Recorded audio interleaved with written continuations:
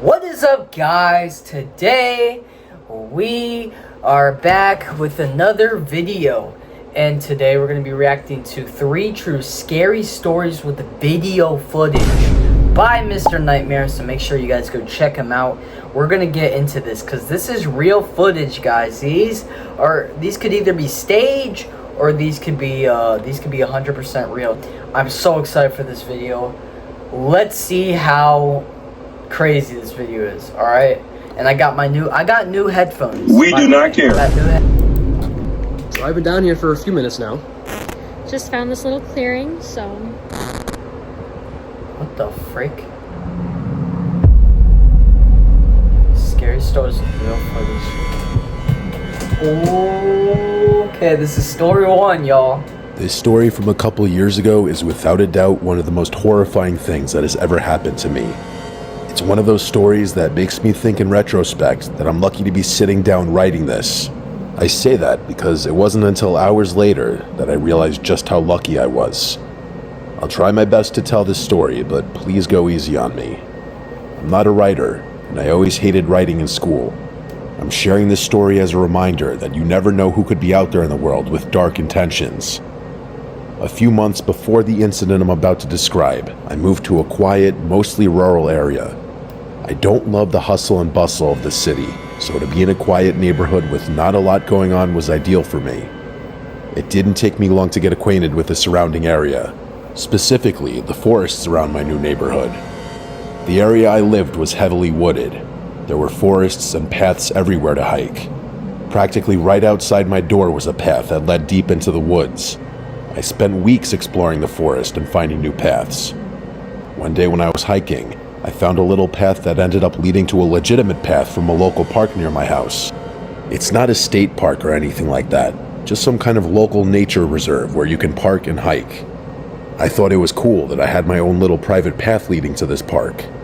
So every Saturday, I would wake up early and hike in the woods around my house. I would try to find new areas of the woods I hadn't been to. At some point during the day, I would make my way to the public park trails, head to the public restroom there, rest on the benches if I needed a break, and then head back through the woods to get back to my house. Whenever I would find a cool, new area in the woods, I would record a little video. Nothing crazy, almost just like a little video diary to talk about where I was and just how I was feeling. These videos were just for me. Okay. I didn't post them online. It wasn't about views or anything like that. I just wanted to document my travels and one day put them all together in a video for myself. I'd found some truly amazing places on some of my travels. One time I found this little waterfall, and the waterfall fell into this creek. The water in the creek continued to flow down this hill. It felt almost dreamlike the way it looked, and this creek was just hidden in the middle of the woods. It felt like it was my little secret. The place I found on the day of this story was nothing special. I'd been hiking for a while, and I found this clearing in the woods. There was a small swamp there, and I found it kind of peaceful. Even though it wasn't this amazing gem like the creek, it still felt peaceful to me. I remember feeling uncomfortable that day when I was walking through the woods. I didn't know why. I just had that bad feeling. I felt on edge. Every sound I heard in the woods made me tense up. I had walked these woods so many times at this point, and I never felt like this before. So when I got to the swampy clearing and felt that moment of peace, it just felt nice. I pulled out my phone to record a video. I recorded a video that lasted maybe a few seconds describing the area and how I was feeling.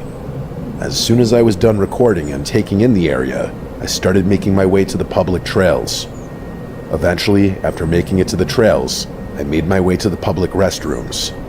As I walked out of the bathroom, this man in a black hoodie, purple hat, and sunglasses came right up to me and said, "Hey there." He said it with a lot of confidence, almost like he knew me. I said hi back politely, if not a little surprised. He made some weird joke about us almost bumping into each other, and I just laughed awkwardly and walked away. As I was walking away, I could hear him following me. I turned around, and he waved and said, "Looks like we're going to hit the same trail." I smiled, but I was feeling major creep vibes from this guy. I told him I was actually waiting for someone and I was just stretching. He nodded and said okay, and continued walking several feet. Then he turned around again, walked back toward me, and and asked if I could help him. He said that his car was messed up and that he needed help getting it going. What? Nah, that's a red flag. Get out. Nah. That might be the most obvious trying to kidnap you ever. Obviously, this is a red flag. Yo. No, that is the stupidest. Like, what? He said he knew how, but his hands were too big, and he asked if I could use my small fingers to pop the hood. According to him, his car hood sticks, and he needs small fingers to pop it enough so he could open it. It seemed weird and sketchy to me. I made a comment about how he just said he was taking the same path as me, and now he wants my help with his car instead. Like what? And I doubled down on the statement that I was waiting for someone, which wasn't true. He laughed and said he was going to take that path to get to the car, even though the parking lot was in the other direction. My creep meter was overflowing at this point, and I considered just going into the bathroom, locking the door, and calling someone to pick me up. I didn't know if this guy was just trying to get my number and he was just bad at talking to women, or if he was an actual creep.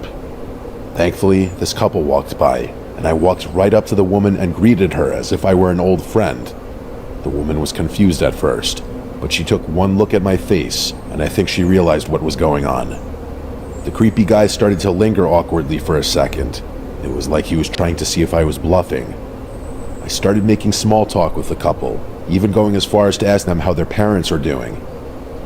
A minute or so passed, and the creep started walking in the direction of the parking lot. When he was out of earshot, I thanked the woman and her boyfriend for playing along and told them that this guy was just standing outside the bathroom waiting for me, and then he wouldn't leave me alone. I know I didn't directly tell him to leave me alone, but come on, read the room.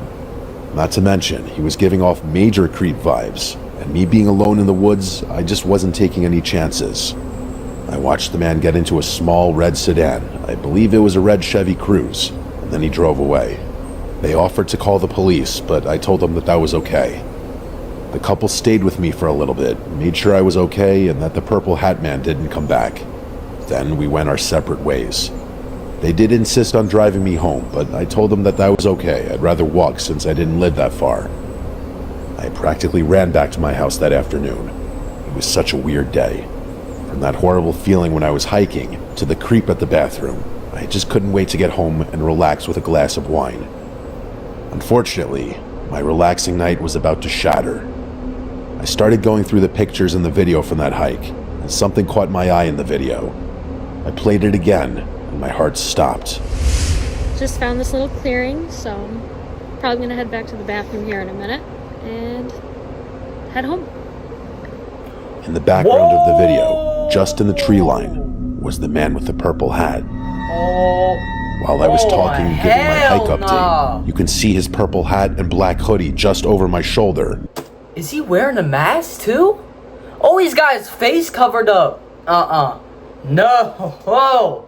Nah, you can't trust him. You couldn't even trust him when he said he was going to he needed help fixing his car when he was just taking a hike. Like, what? Like, oh my gosh. Oh yeah, sketchy. These fools. Oh my gosh, bro. What the freak? It was the same man from outside the bathroom. Yo, that's actually scary, bro. I didn't know what to do. I didn't know if I should call the police or not. Call the cops. I started to freak out thinking about the man. That's video evidence. How long had he been following me? Did he know where I lived? But most terrifying to me was that I had no idea what he intended to do. He clearly was trying to follow me back into the woods, and then when I stopped, he wanted me to join him at his car. The same car that was supposedly broken. Like what? Even though he got right in and drove away. Exactly. Once I started adding up the pieces, I called the police department and reported everything. The police searched the area and conducted a little investigation, but as far as I know, they never caught the guy. Yeah. I never hiked alone after that. I moved away about a year after this happened. I hate that I don't even know that couple's name because they honestly probably saved my life. Be careful out there, my friends, because you never know who's out there, lurking just behind you, waiting for the perfect moment. Thankfully, that purple hat guy never got his moment, and I hope he never does. I found the video from that day and attached it to the story. On its own, the video may seem harmless, but once you know all the details, This short clip That's becomes scary. a nightmare. Just stalking you. These fools. These fools! Bro. It's creepers, bro. So this is probably the wildest thing that's ever happened to me. And to make it even more insane, I can't believe I actually caught it on video. Let me set the stage. My friend Ron and his wife Tina had just bought this new house. This was probably like 4 years ago, I think. At first, everything seemed amazing for them. A nice little house in a safe and quiet neighborhood. A few months after moving into the house, I met up with Ron for some drinks, and I asked him how the new house was treating him. He started acting a little weird. When I continued to press him on the house, he finally caved in and told me what was bothering him. He and Tina were convinced that the house was haunted. I can be kind of a jerk sometimes, and I started to laugh as soon as he told me. I asked him why he thought his house was haunted, and then he gave me the entire story. For starters, apparently someone did die in the house, something the real estate agent did in fact disclose before they bought the house. So this wasn't a surprise, and it's what actually made the house cheaper for them to purchase. Because of that little bit of information, Ron and Tina had convinced themselves that the ghost of this dead person was haunting their house. I'm not a believer in ghosts or anything else paranormal. It's just not my thing. I'm not a horror or true crime fan. That's probably why I always dismiss people when they start talking about spirits or anything like that. I started pressing Ron a little more. I said to him that just because someone died in the house, it doesn't mean that it's haunted. He continued to give me more of the story. He told me that every night, he and Tina wake up at some random hour. There are strange noises that seem to come from everywhere in the house. He insisted that it wasn't just the pipes or the house settling. He said it was like something bumping into furniture and moving around. They would wake up in the morning and furniture would be slightly moved. Things that were on the counter would be misplaced or moved completely. Ron said that on one occasion, he left his favorite Miami Dolphins coffee mug on the counter, and in the morning, it was gone. They searched everywhere in the kitchen, and it was just gone. Ron claimed that he didn't think it was anything paranormal at this point. He was still just weirded out by everything, and all the strange events must have just been some kind of weird coincidence. That all changed a few nights before Ron decided to tell me this story. Just like several nights prior, he and Tina woke up in the middle of the night. It sounded like a crash coming from the basement. Wanting answers, he went down to investigate, even though he was terrified. The basement is loaded with boxes and storage, so he said it was impossible to be able to tell if anything had just fallen over. Apparently, while he was down in the basement, something moved in the corner of the room, and Ron ran out of there so fast and hadn't gone back since. He started calling all these strange things happening in the house paranormal activity, like the movie, and just like in the movie, he was terrified that if he kept antagonizing it, things would get worse. All of this seemed ridiculous to me. I was trying not to laugh because I could clearly see that Ron was upset. I was politely trying to remind him that paranormal activity is just a movie, and you can't antagonize something that's made up. That set him off. He was well aware of how he sounded, and that was part of the reason he was so upset. He knew this sounded crazy, and yet he hadn't slept well in weeks. Now he's terrified to sleep at his own house. He even told me that he and Tina had slept at a hotel the last 2 nights. They didn't want to sleep in the house until they could figure out a rational solution to this absurd problem. He was practically in tears trying to explain this to me. He said it was like an extreme phobia. Ever since he went into the basement, he's convinced himself that something is down there, and he said he's physically unable to go downstairs. I still couldn't tell if Ron was pulling a prank on me or if he was serious about all of this. Even as I write this, I'm shocked all over again that Ron and Tina thought their house was haunted. This just seemed so irrational to me. I was starting to feel bad for Ron. He was so upset, he could barely get the words out now. Because I thought this was ridiculous, I offered to check the basement for Ron thoroughly. I told him that they just need to calm down a little bit and come to their senses.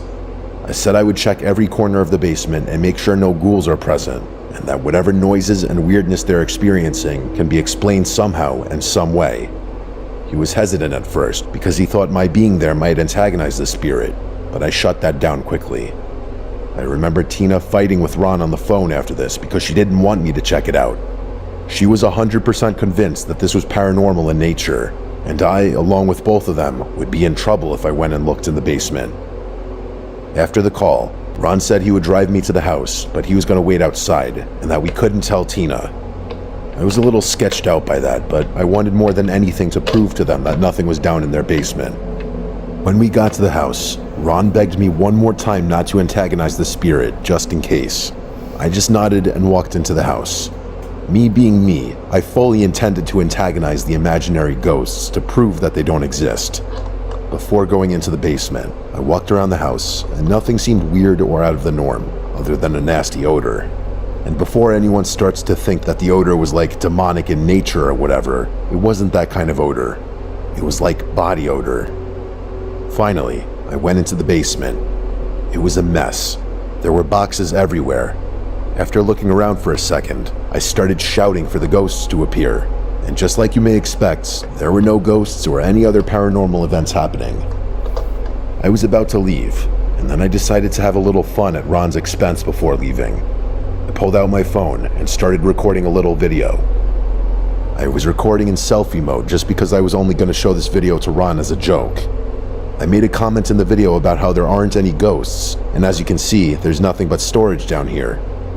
I turned around and lifted the camera a little bit to show the storage over my shoulder, and as I did that, I thought I saw something weird in the corner of the screen. So I moved the camera back a little bit, and sitting right there was some creepy old guy.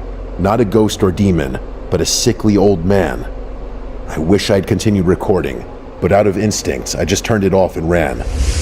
So I've been down here for a few minutes now, and I haven't seen any ghosts, monsters, or any paranormal activity at all. Nothing except all of your useless storage down here. Oh my god. When I got upstairs, I slammed the basement door and held it shut. I heard the old man screaming on the other side of the door. The scream was more of a painful wailing. I continued to hold the door shut with one hand and called Ron with the other. When he answered, I blurted out that he needed to call the police because there was a man in his house. Not a monster or a ghost, a man. While this was happening, the man made his way to the basement door and tried opening it as I was holding it shut. I started yelling at him, and he just kept screaming. Then the screaming turned to him repeatedly saying no, no, no, over and over again. It probably took like 10 minutes for the police to show up, and I tried to hold the door for the entire wait. And I kid you not, this guy tried opening the door the entire time. As soon as I heard the police cars roll up, I let go of the door, and the man busted through it.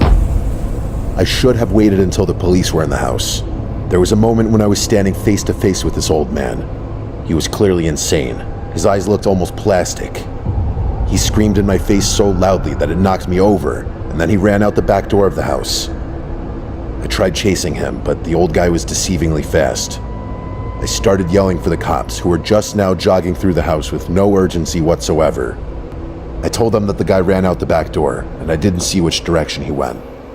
The cops looked for a bit, but couldn't find the guy. Ron called Tina and told her what happened.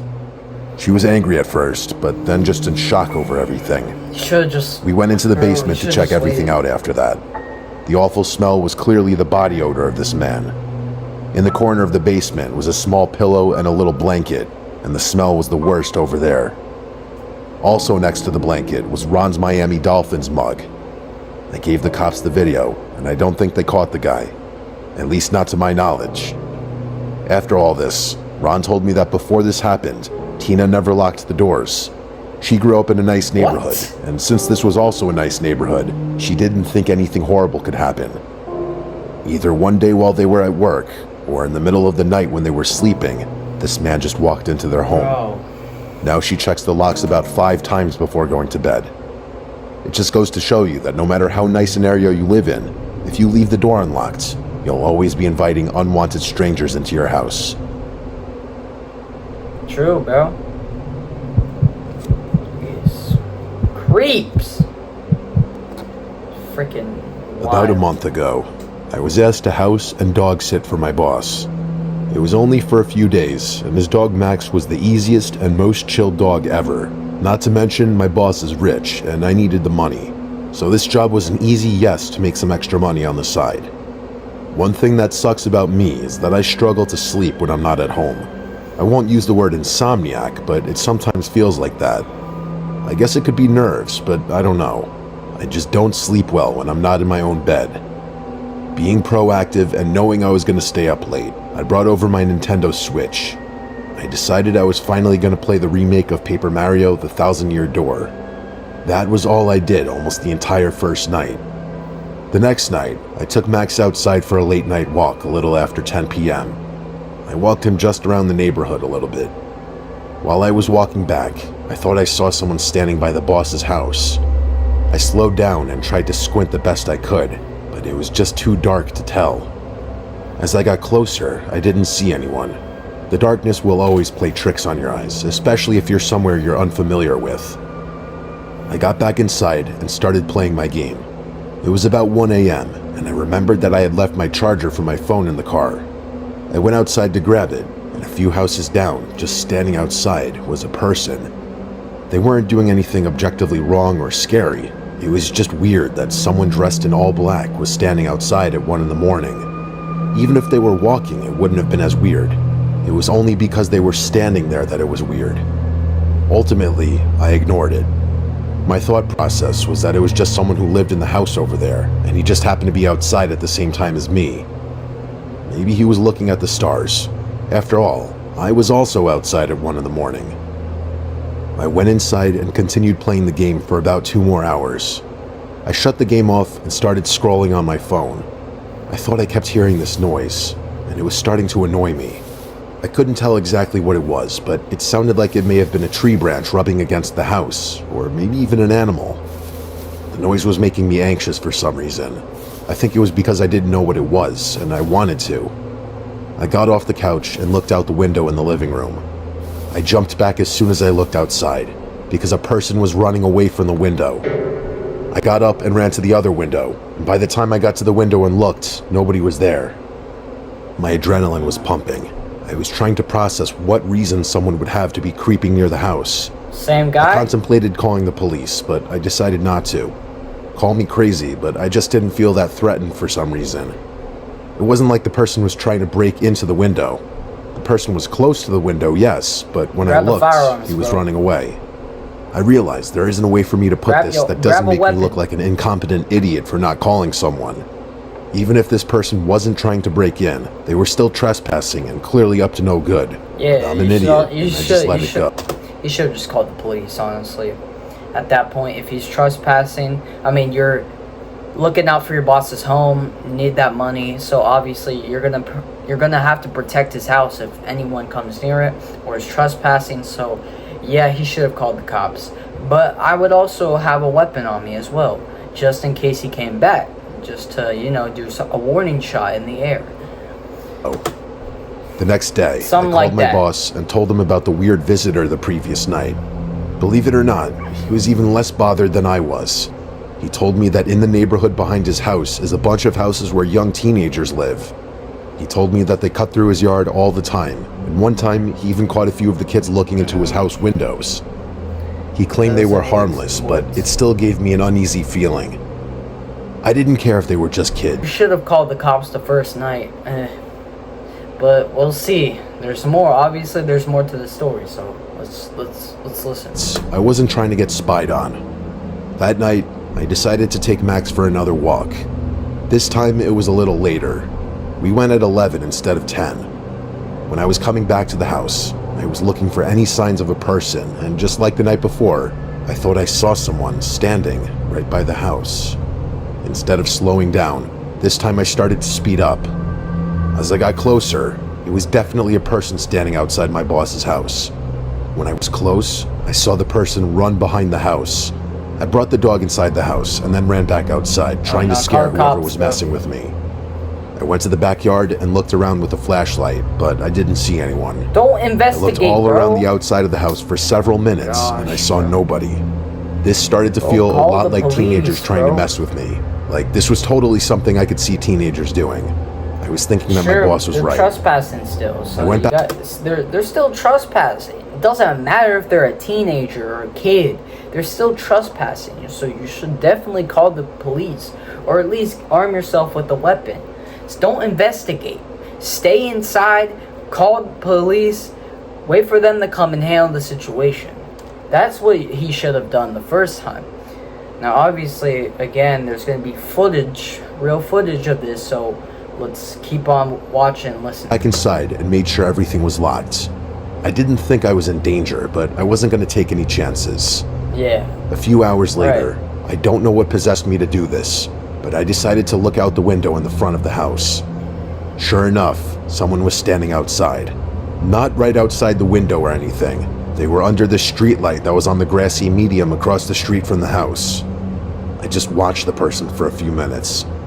It was weird. The person didn't move at all. They were just standing there looking in the direction of my boss's house.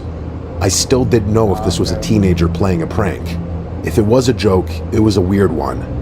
I didn't see anyone else around, so I couldn't imagine the joke's payoff would be good. Then I made probably the single dumbest move I've ever made in my life. I went outside and started shouting at this person, trying to get some kind of reaction. Nothing crazy. I was just saying hello and asking if I could help them with something. Call the police, They still bro. didn't move. After that, I announced to them that I was going to start recording them. I just wanted my boss to believe me. That's why I decided to record the person. I started recording and tried to focus on the person. You would record him, but not call the police, bro? Like, what? Bro, oh my goodness, bro. It was dark, so I couldn't see that well. While I was Sky, recording, bro. with no warning, the person started to charge after me. This wasn't a light jog either. This person was hauling fast after me. Oh no. Holy cow, you're that close. Whoa, whoa! Let's go back. Let's go back. We gotta go back to that. Oh my goodness. I decided to record the person. I started recording and tried to focus on the person. It was dark, so I couldn't see that well. While I was recording, with no warning, the person started to charge after me. This wasn't a light jog either. This person was hauling fast after me. Like, look how close he is to him. I started to run away. I didn't mean to stop recording, but I did. I ran back inside and locked the door. I looked out the window and I didn't see anyone. I waited for 10 minutes and I still didn't see anything. I walked away from the door and sat in a chair in the dining room just to process what happened. I still didn't know if this was a real attack or not. While I was sitting there, the doorbell rang. I didn't move or say anything. The doorbell rang again, and I still didn't move. I heard them try to open the door once, but thankfully it was locked. Bro, he's got to call the police, bro. Why does he keep on stalling on calling the cops, bro? Like, it's actually pissing me off, bro. Call the police! After they tried to open the door, Gosh, I heard a calm and rational voice say, "Have a good night." I didn't know what was happening here, and between the chase and this experience at the door, I was completely paralyzed. Straight up went outside. I didn't want to call the police, bro, but like, eventually I did. Even with the Thank video, you. the cop was confident that nothing could be done. Thank you. The cop was a nice guy, and he promised to keep a squad car in the area for the rest of the night in case this person came back. He should have done this I like. showed my boss the video. He should have done this like hours or even a day earlier before this happened, bro. Like, goodness. When he came back, and he looked sick. Right away, he said that person was not one of the teenagers. He didn't know who it was or have any idea who it could be. The most likely answer is that it was just some wicked person out in the night who happened to see I was outside one night, and for whatever reason, this person just decided that they were going to terrorize me. So far, as of me writing this, my boss told me that he has not had anyone show up to the house and has nothing weird to report. He even bought ring cameras for the front and a motion camera for the back of his house, just in case. What bothers me the most is that I have no idea why this happened, and I never will. Why would someone just randomly target me? Some people I talk to think this was just an elaborate prank, but I don't think so. Who would risk getting arrested for a prank like this? In that few-minute window of being chased and having him come on the front doorstep, I felt like my life was in real danger. Prank or not, this is something I'll never forget.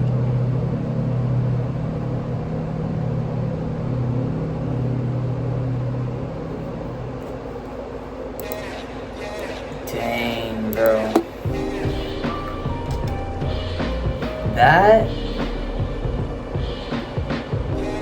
That last one was making me a little mad, because first of all, he didn't call the cops when it first happened, when he should have. But that's besides the point.